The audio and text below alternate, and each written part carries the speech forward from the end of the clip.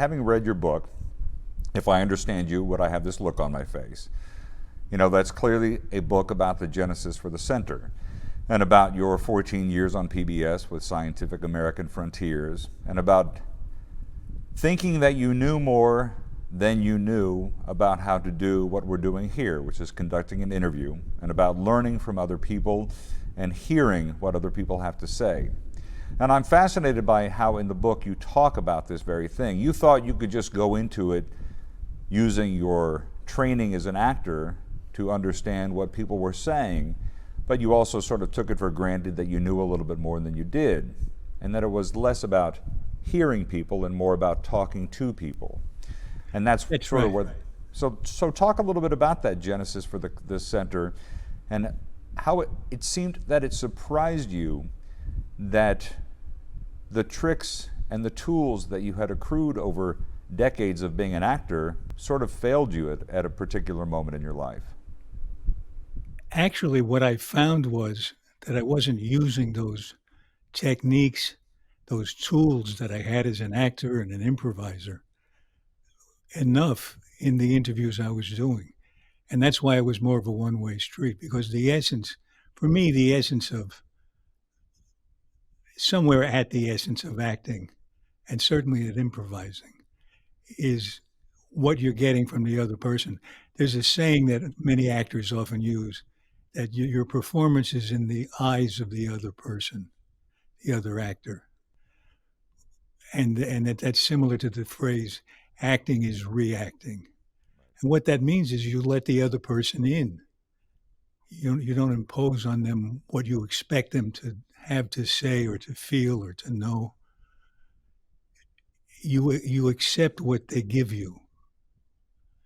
And when I started interviewing scientists, and by the time I was done, I had interviewed on Scientific American Frontiers maybe 600 or 700 scientists. What I realized was early on I had to rid myself of the idea that I knew something about what they were doing.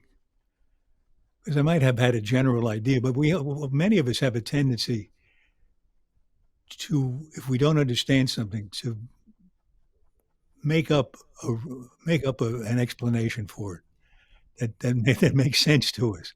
But when you hand that to the person who's been spending his or her life studying it, it doesn't work so well.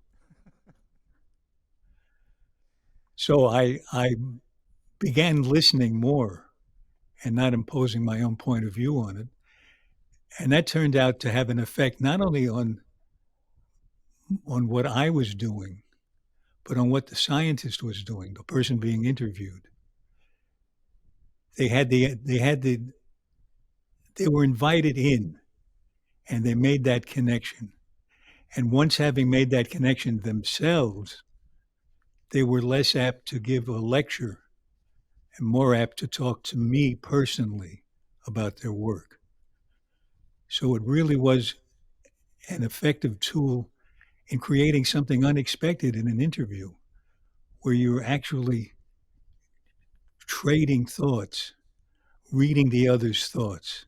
Is this person getting me? Maybe I needed to use a different word. That kind of thing. I'm fascinated, though, by how that process occurs to you on that side of the microphone or the camera, given the fact that you have been interviewed yourself thousands of times. I mean, you have been part of that conversation, certainly from a different perspective, but you have to, I assume that every interview you've given, you try to surprise the interviewer as much as you also try to surprise yourself. You don't want to just give canned, rote answers. No, but it's easy to do that. It's easy to fall into that role, that stance, if the person is just asking you a list of questions. What's your question? Here's the answer. And the focus is on you. How did you get started as an actor? What actors do you admire? It's a one-way street.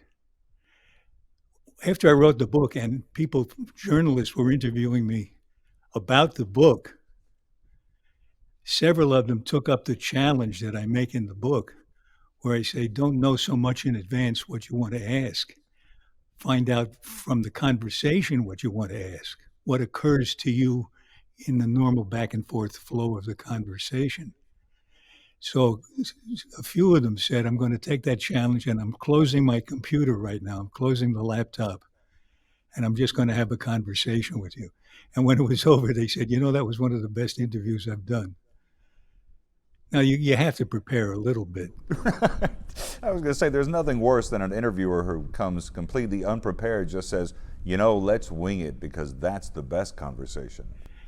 Yeah, but not to decide in advance what the person's point of view is, to be able to phrase your conception of what the person is doing or who the person is, to be able to phrase it as a question is really helpful. The desire out of true curiosity. Otherwise, you can be working from ignorance without curiosity. Ignorance is good to have, as long as it's coupled with curiosity. Ignorance without curiosity is not so good. Absolutely. Well, I mean, but isn't that, it's interesting to me, because isn't that sort of the job of the actor, to be curious? You certainly have some ignorance of, and I don't want to say ignorance, that feels a very strong word, but you have some vague awareness of the character you're playing, of the situation in which you find yourself. But isn't the actor by nature curious about the person they're playing and the people with whom they're interacting? I mean, isn't that simply the nature of the job? I think it's helpful if you do have that approach to it. I don't know. I never thought about that. It's possible that it's a necessary requirement, but I don't really know. I think to live an interesting life, you kind of have to be curious. Otherwise, the things are just what they seem to be on the surface, and you never really get into them. Well, living a life without curiosity is also inherently dangerous. It shuts you off from other perspectives. It shuts you off from viewpoints. It shuts you off from knowledge if you're not curious. And that is a wildly dangerous place in which to find yourself. I know, and yet I know a number of people who aren't curious. They take the definitions handed to them and they don't explore them. Or they don't explore their own given thoughts. It really made a difference for me when I started challenging my own assumptions. What did I base that assumption on? Right. So let's talk a little bit about the center. Let's talk a little bit about why I'm sitting mere inches away from shoes that you wore for a very long time. And by the way, they smell fantastic. The shoes smell fantastic. Is that what you said? Yes, the shoes you wore for 11 years. We got them in the box, and I'm like, this is a man's shoes that have been on his feet for 11 years, on and on. And somebody wore them long before I did. I don't know who. So somebody perhaps even in combat. I don't know. Well, so let's talk about, because obviously we're here to talk about the fact that we are auctioning, to benefit the Center for Communication Sciences, the boots and the dog tags that you wore during the entirety of the run of MASH. And you wrote a beautiful essay that accompanies them. And I have actually spent the last couple of weeks researching the gentlemen whose names are on the dog tags. I don't know if you saw the email that I sent you, the certificate of the Morris Levine. I did. I was very touched by that. You're able to track down not only who he was, but facts of his life, his biography. How did you do that? That's fascinating. Well, it's interesting. I spent 30 years as a journalist, and I've actually on and off would research officers and servicemen for a while for different stories. And it's interesting, Hersey Davenport, who's also on the dog tags, and Morris Levine, who are the two gentlemen on the tags.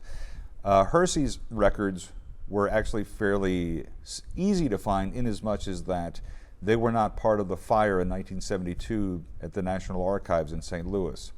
The hundreds of thousands of files were destroyed. Morris Levine's were in fact among those who were destroyed. All the National Archives can turn over as a certificate of military service. So we know when he served from 1942 to 1945. But Hersey we know a little bit more about. We know where he was born, We know where he was buried. We know how long he lived. He died in 1970. We know how long he served, and we know which branch in which he served. He was an engineer. He had been a porter before that. It's two interesting guys. I mean, you have this black guy from Mississippi who's one of the dog tags, and a Jewish guy from Brooklyn as the other dog tags.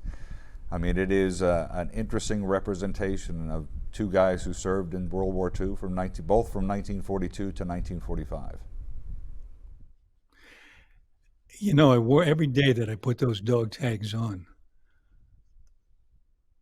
I knew the names of these two people, and I always wondered what their lives were like. Were they alive? Were they dead? How had they served? They were very real people to me, even though I didn't know any more about them than their names. But to this day, I remember the names very well. And that's why it meant a lot to me when you had dug up information on Hershey Davenport. I know where he's buried. He's buried in Oakland. His wife applied for a military headstone upon his death in 1970. He had cancer. He died of cancer 2 years before MASH. 2 years before you would have received these dog tags for MASH. I assume you got them, and in fact, I wanted to ask you, I assume you were given them by a costume designer, right, on the set? Yeah, I don't know where that person got them to start with, and the boots too. How do you get dog tags? Oh, you can get them at an Army surplus store. Really? Yeah. Legitimate tags that were worn by a real person? You know, I believe so. It's interesting. You know, there's a whole history of dog tags, of, you know, the different materials that were used. They changed from 1940 to 1941 to 1942 to 1945. The information that was given. I mean, here we know, you know, what type blood they had, what tests they had. I mean, the mid-1940s dog tags are the most comprehensive in terms of the information they reveal, the service number being the most important part for the purposes of researching them. But it's interesting to me, when you're handed them, do you recall looking at them and going, all right, I'm going to be living with these two guys on my chest for the next however long this show lasts? I don't remember such a moment, but it happened. It might have grown over time.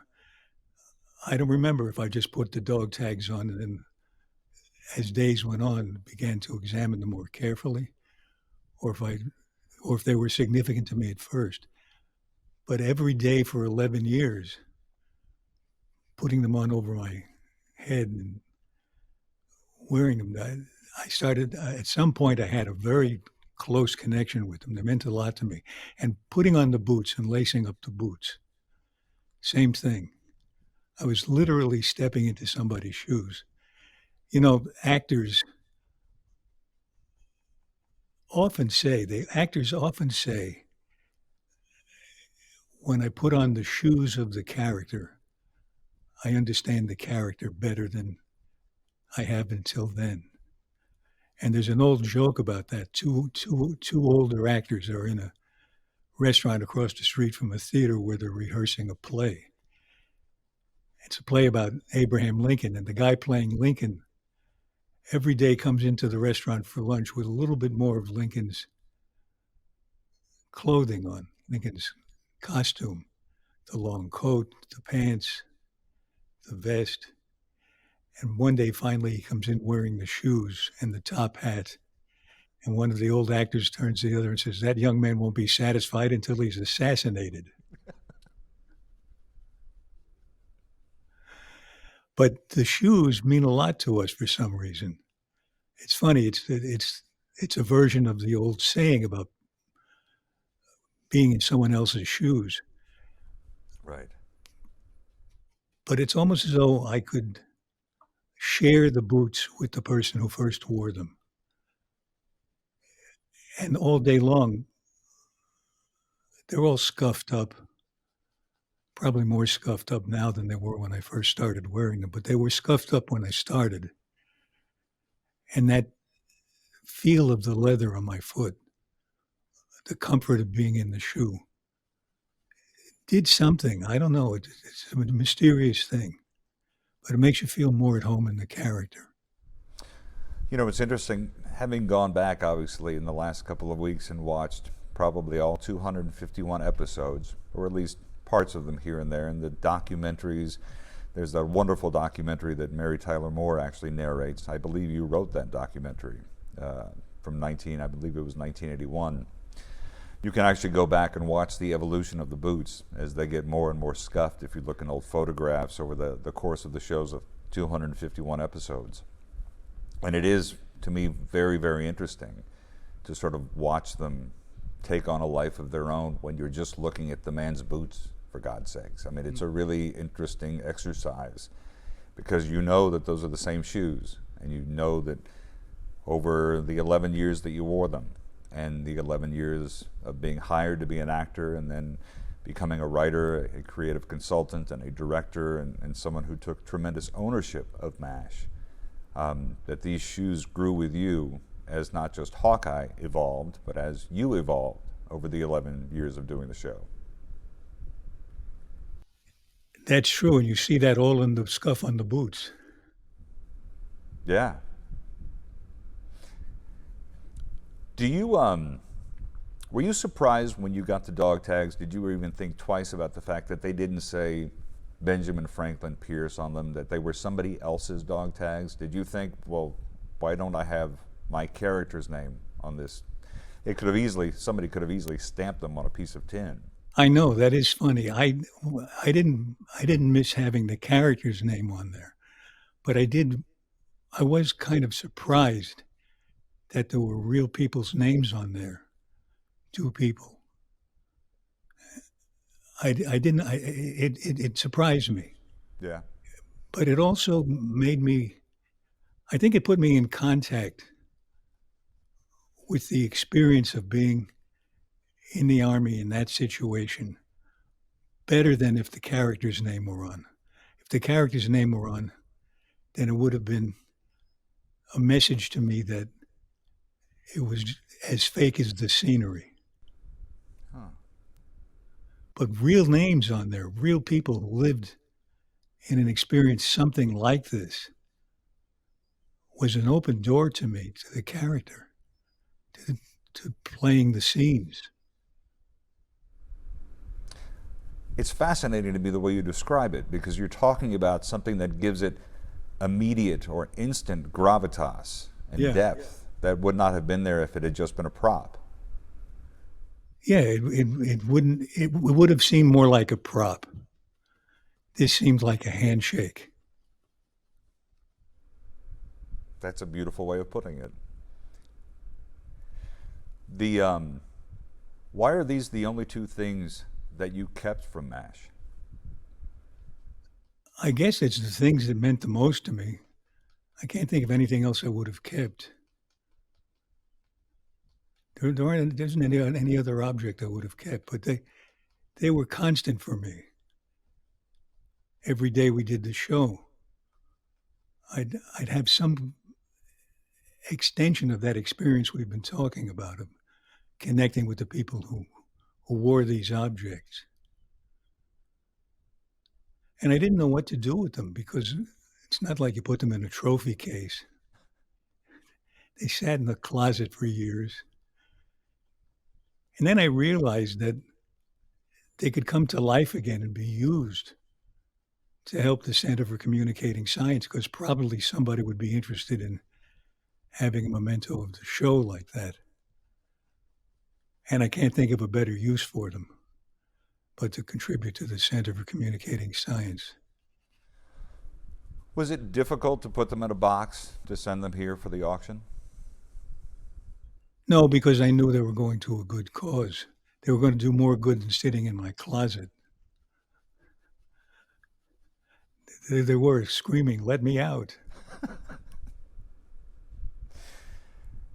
You know, I have to tell you, when they arrived, and to be able to see the tags, and then for folks who are watching to see, I don't know if folks can see the name Hawkeye in here. Yeah, I wasn't even aware of that. Really? Yeah, they do that often with when they have vast warehouses of costumes. They identify either the character or the actor who wore them. I've worn the clothes of a lot of famous actors who were stored away in Well, rooms to Western protect. costume had a lot of stuff like that. Yeah. Every studio, I think, has had a big storeroom of props and clothing. And I guess they get a lot of what people wear, wearing them again and again. It was very visceral for me to take them out of the box, knowing that you had sent them, and then to see Hawkeye written inside. There was just something incredibly moving about that experience that I don't know if I can exactly describe, except from a lifetime of watching the show, and of of watching you in everything that you have done.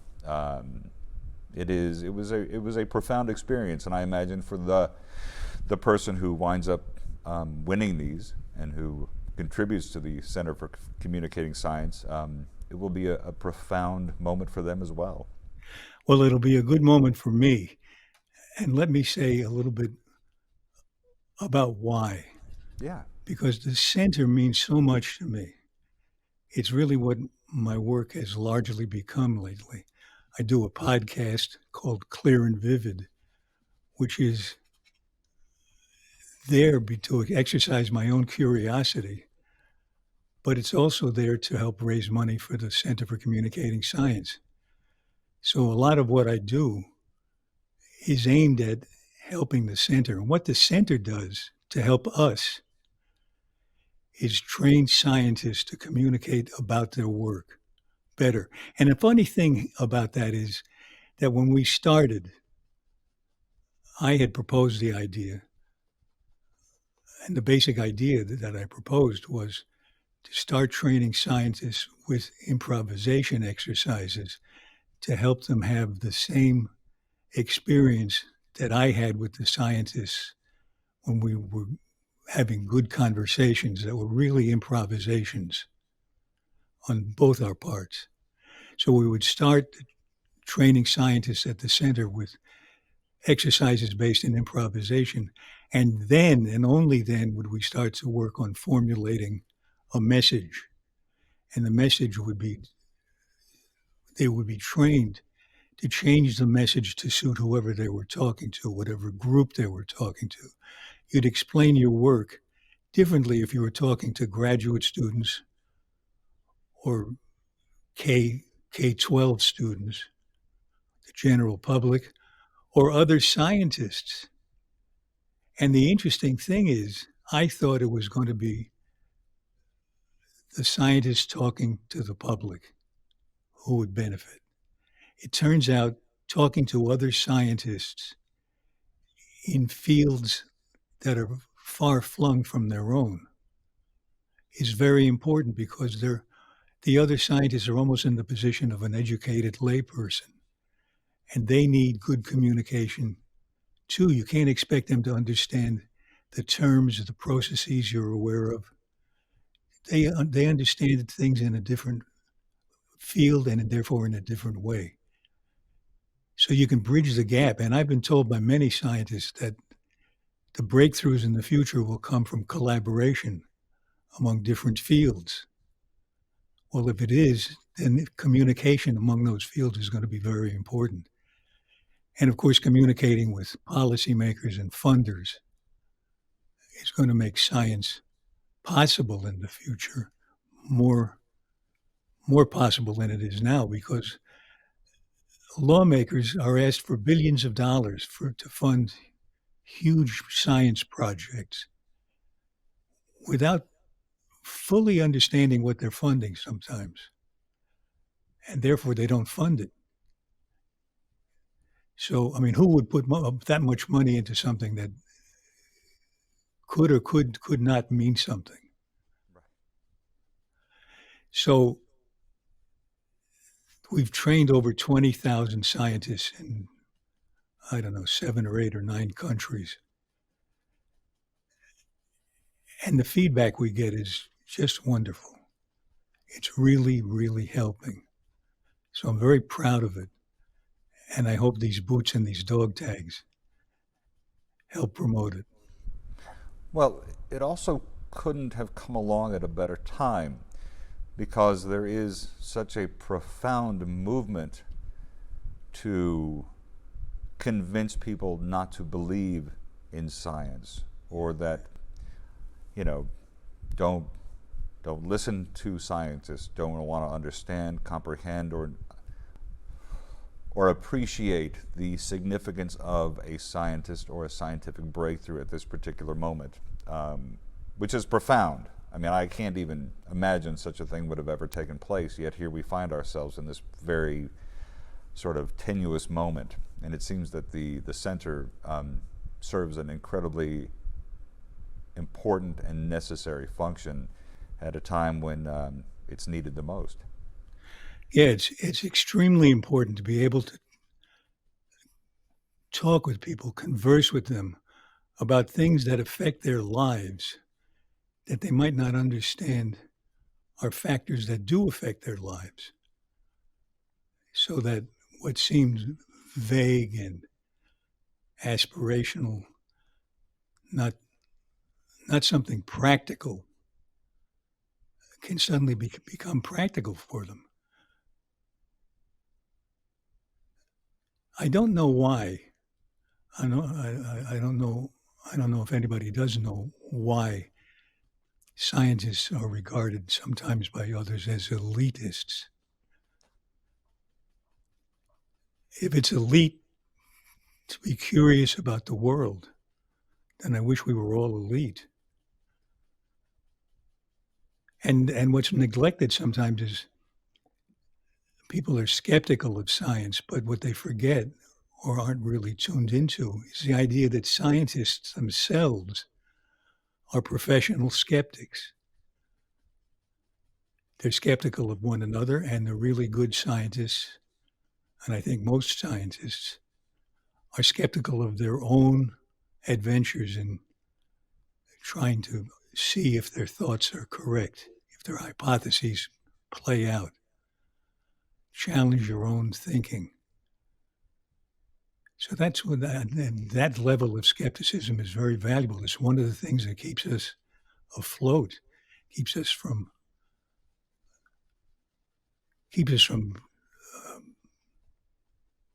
cures that don't work and that kind of thing. I wish it were skepticism, but I find that there's a troubling refusal to even believe in or seek to comprehend the advances of scientists, that there is a wholesale rejection of science, which I find a remarkably backward and troubling development in the last 10, 15 years. Some surprisingly otherwise intelligent people hold that view. Yeah. It seems to me that they, for some reason, have an opinion on the subject and feel that the scientists have another opinion, and that it's just one opinion against another. But it's not an opinion. The scientific literature is based on evidence. And by the time it gets to being talked about with the public, in most cases, it's already been tested and retested by scientists. It doesn't get into a journal without peer review. Peer review isn't something that's even talked about by people who are dismissive of science. Are you surprised by the fact that this has become such a significant part of your life at this point in your career? I mean, you're still acting. You're still keeping busy in any number of things. The podcast is fantastic. I love the podcast. I told you when we first started talking, I told you the AI podcast that generated the MASH script for you and Mike Farrell, I thought was wild and surreal. You're certainly still acting. You're still writing books, and a few years ago you wrote a play as well. I'm fascinated, though, by the fact that this has become such a significant part of your life. And other people are fascinated by it too. The New Yorker profile and other places, people are really interested by the fact that Alan Alda has become a man who wants to make sure that scientists can better communicate to scientists and to folks like us. And I don't know that most people could ever imagine that that's where things would have gone for you. Well, I couldn't have either. But I'm not surprised, because it's really just, it's it's connected to the idea that life is an improvisation for me. I really didn't have a plan when I started out. The closest I had to a plan when I was a young actor was I wanted to act in plays that I admired in front of an audience that got it, with other actors who I respected. And it wouldn't have mattered to me where I did that. It didn't have to be on television or movies. It could be in a little theater someplace. And I took whatever came before me and made something out of it, just the same way you do in an improv exercise where somebody hands you an object made of space, just air, and you understand what it is by how they use it, like a fishing rod or a cell phone. They hand it to you and you use it to show that you know what it is that they've given you. And then as you're using it in your hands, it transforms into another object. And you hand it off to another person, and they know what it is by how you've used it. Whatever you're handed, you let transform into something else. So I'm not surprised it turned into this. It would have turned into something else surprising if it wasn't this. Yeah, but you have to look, I mean, you have to look back, right, at some point and go, man, how did I get from, MASH to directing to I love Sweet Liberty. It was a film that I had always loved, to Wanderlust, to the Center for Communicating Science. I mean, not to mention the incalculable gaps I've just left out of an enormously extraordinary career. I mean, is it about choosing the things that surprise? Does it go back to the thing we talked about a moment ago, curiosity? I mean, Yeah, this is an interesting point you make. I choose what to be in based on how much I appreciate the writing, not on the character. Right. But oddly enough, if there's a piece whose writing I admire, but the character is one that perplexes me, makes me wonder, how am I ever going to be that character? I'm more likely to take that part because I'm curious about what there is in me that can contribute to the character, as I understand, and what can I find out about the character that I don't know from this first look. Right. So I am looking to surprise myself. This is very good therapy. This conversation? Yeah. I'll leave something by the door as I leave. Well, you've left enough here. I can't ask you to leave anymore. I do want to come back to MASH and the boots for a moment. And look, I know it's interesting, right? You've talked about the fact that enough time has passed, and I think this was upon the 50th anniversary last year. You talked about the fact that enough time had passed to where you didn't feel like you had played Hawkeye, like it was sort of an out-of-body experience, is sort of the way I believe you described it in one interview, that it had been such another lifetime ago. And yet, obviously, it's still on Hulu. I have a colleague who's in her 20s here who, whenever she feels stressed or whenever she's unhappy, the first thing she does is watch 4 hours of MASH. It does something for her emotionally that I'm sure it does for all of us who've watched it since the moment it debuted, 51 years ago. So I assume it does not surprise you the incredible impact it continues to have on people, not simply for the story it tells, but for the emotion that it creates and the experience that it left behind for others, not just for yourself? Well, it does surprise me a little bit. I don't know many other. I don't know what other dramatic shows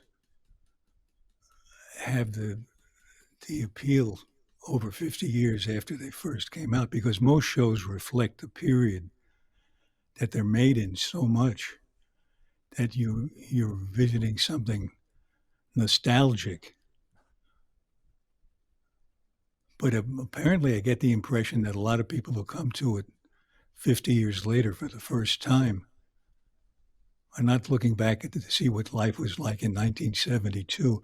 One of the reasons for that is that when we did the show, we were doing it about an event that occurred 25 years earlier. So that it didn't reflect the time we were in, it reflected another time altogether. While still reflecting the time in which it was being made. I mean, obviously Well, it yeah, was. because the references to war were being made during the Vietnam War. And a lot of people saw it as a show about Vietnam rather than Korea. But not to me. I always assumed it was about Korea first as an example of all war. Right. It's not a show that's about 1952. It's not a show about 1972. It's not a show about 1992. It's a show about war. War is endless. War is crazy. Yeah.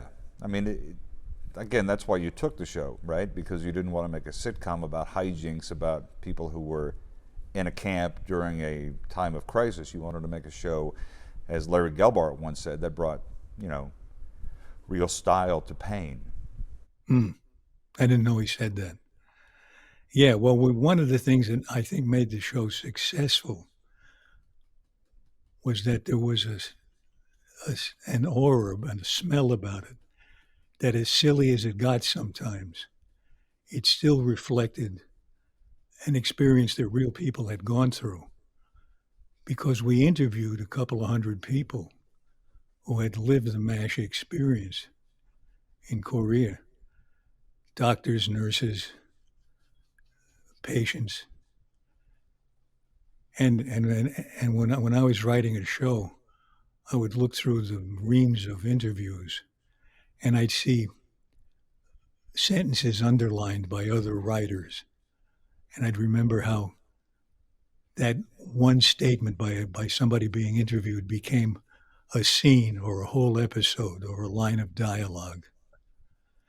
And we all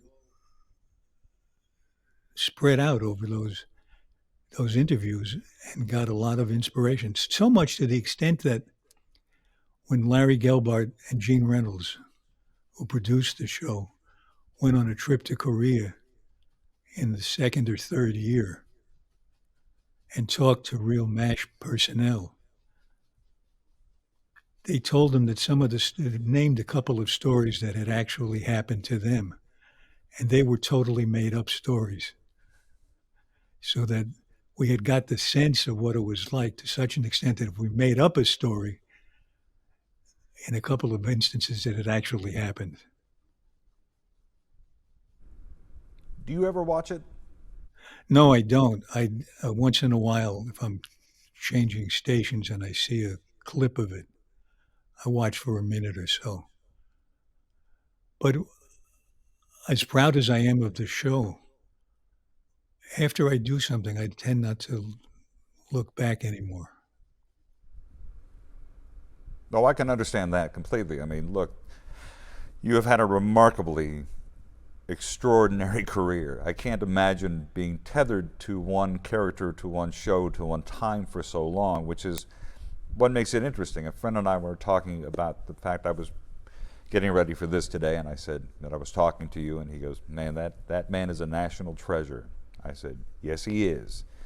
But it's not just for the one thing that you've done. It's for an estimable career. I mean, for me, it's as much The West Wing and 30 Rock as it is, MASH and, as I said, Sweet Liberty and Same Time Next Year and all the other things that you have done, which I find to be I don't think of you as the individual piece, but as the sum of the parts. Um, which Well, is, thank you very much. which is, you know, what we're also talking about with the Center for Communicating Science. It is all of a piece. And the fact that we can connect the two with the boots, with the dog tags, and with the auction to benefit the center is, it's just an honor for us to be a part of. And I can't thank you enough for allowing that to happen. Well, I can't thank you enough. When I heard from you that you would be interested in auctioning them, I was really delighted.